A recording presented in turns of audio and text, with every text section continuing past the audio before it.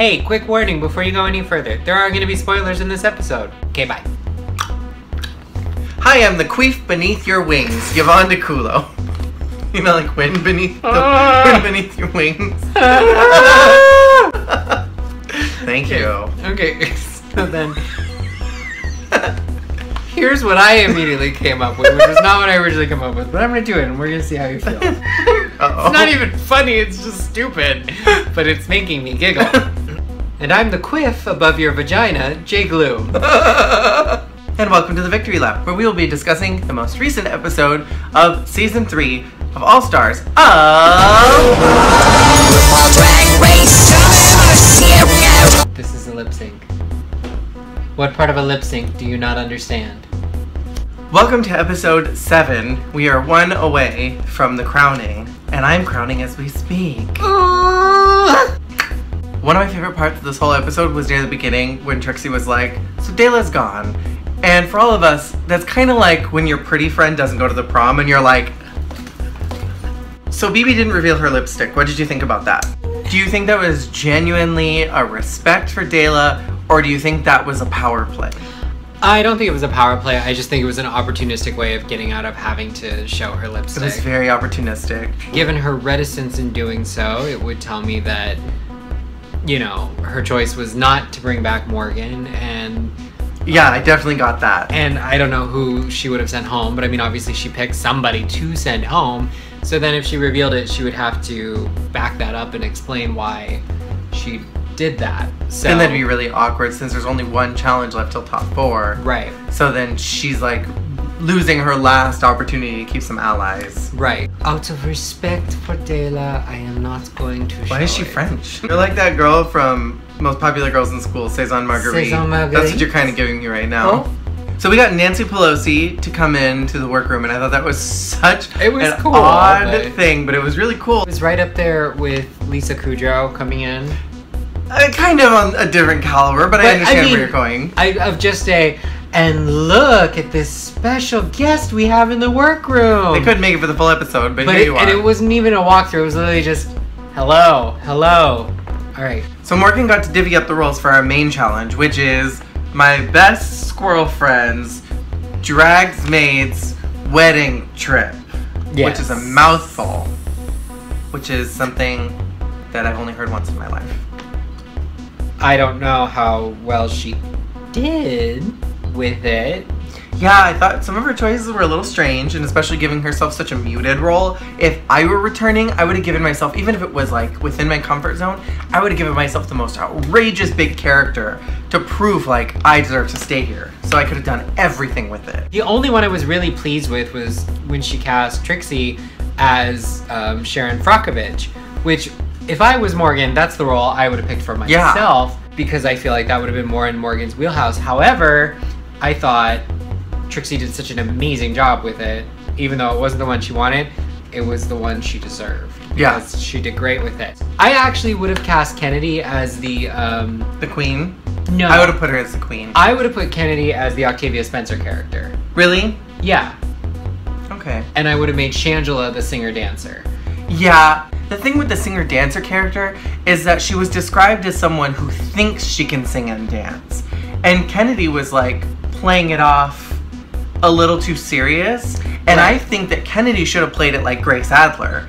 You know, like doing like the crazy... Because Kennedy can do that type of operatic type singing. And I think she could have played it more like that, where like, I think I'm so good, and like singing well, but just completely in the wrong key and in like the wrong style for what was being asked, you know? Yeah, I still think Shangela would have, I mean, she would have excelled in it for sure. Shangela would have excelled in anything. But I think Kennedy would have excelled better in the Octavia Spencer role. Okay.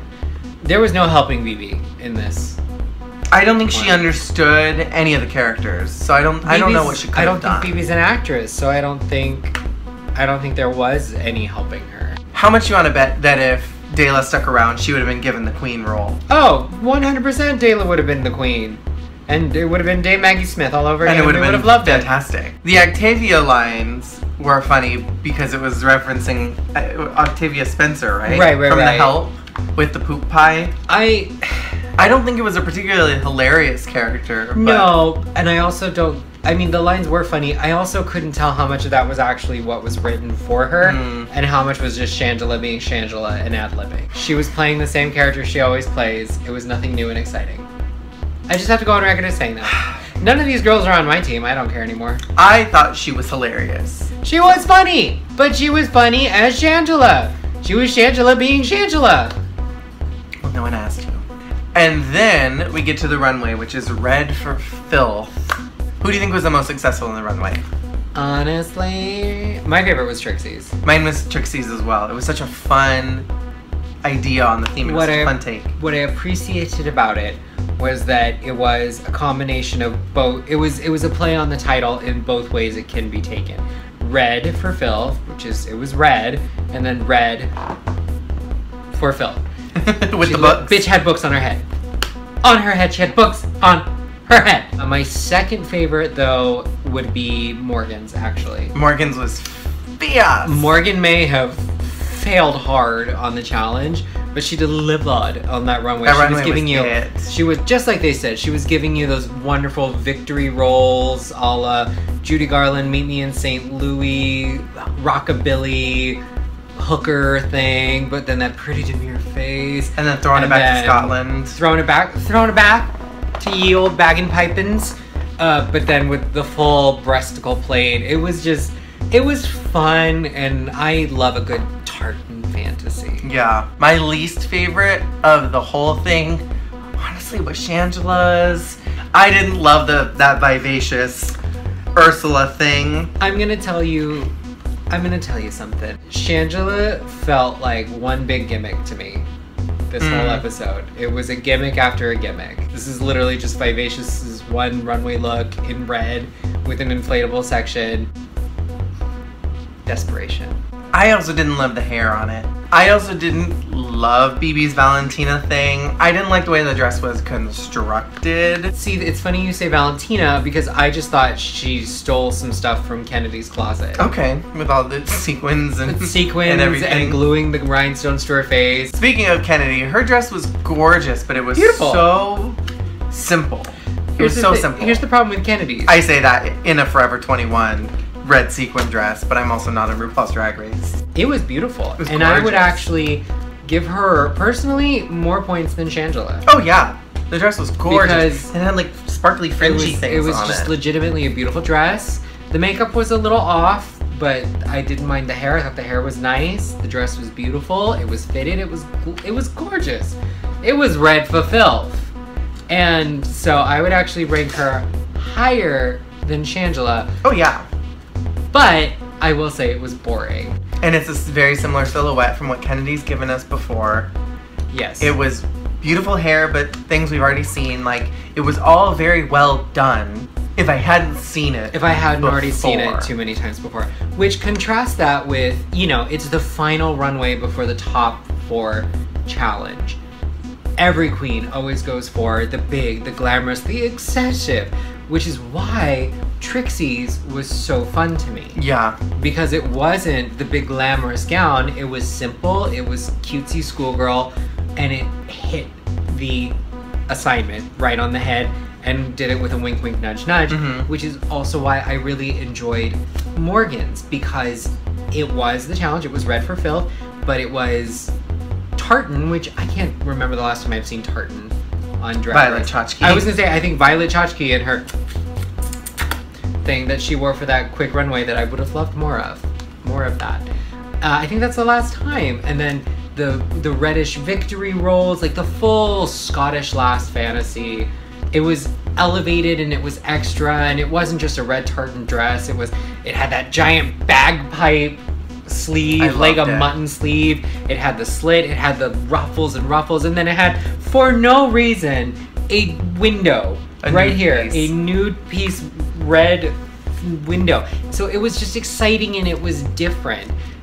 Purely on a glamour level, like only on a glamour level, Morgan's was my favorite because of that. Trixie's was my favorite creatively.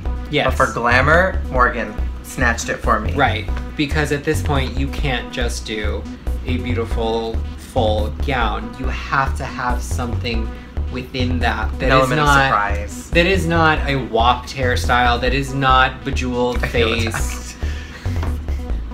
So let's get to the lip sync. It was Shangela and Trixie in the top 2, and the lip sync for Your Legacy was Freaky Money by RuPaul. Money, money, money. I thought the doing the gimmick and the gag was really funny. The visual cue was really funny. But I do have to say that she stole yet another Carmen Carrera thing. Wasn't enough that she stole Carmen Carrera's reggae wig a couple weeks ago. She had to steal Carmen Carrera's fat suit from the comedy challenge. To the tassels. Okay.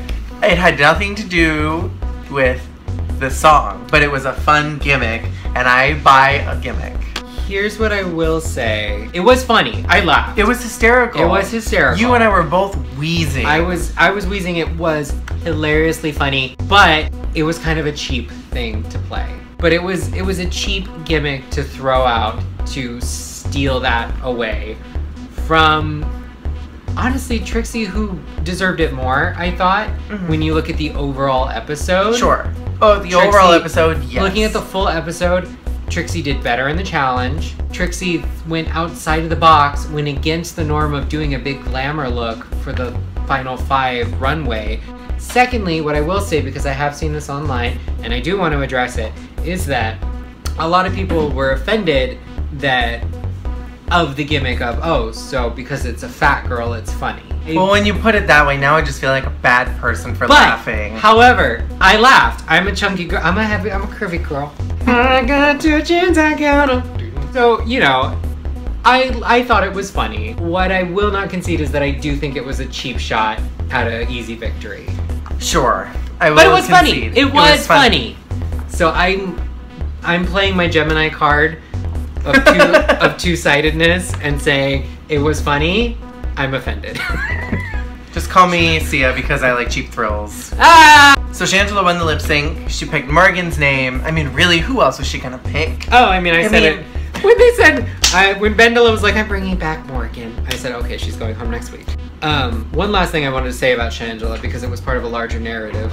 I would like to talk about Madeline Ashton. So now, looking at this last episode, what I have realized, and you did say it, is Shangela has relied on a lot of gimmicks this season where she's pulled something out that had little to nothing to do with the task at hand, but was a great gimmick that got her praise. Sure. Despite how I might feel about it, I will concede that Shangela is a competitor and she has always been sister element of surprise. I still am a little disappointed looking at so far what we have seen in this whole season and how much gimmickry, tomfoolery, and shenanigans Shangela has employed to make it to the top. When I do think she could have just as easily made it relying on focusing on the actual assignments and going through with them instead of relying on gimmicks and stuff like that. That's what BB's done. Well, I never said BB deserved to make it to top 5 now, did I? But BB's been playing the game that way. She's been playing it relying on her talents, relying on the challenges, and hasn't been pulling out any gimmicks.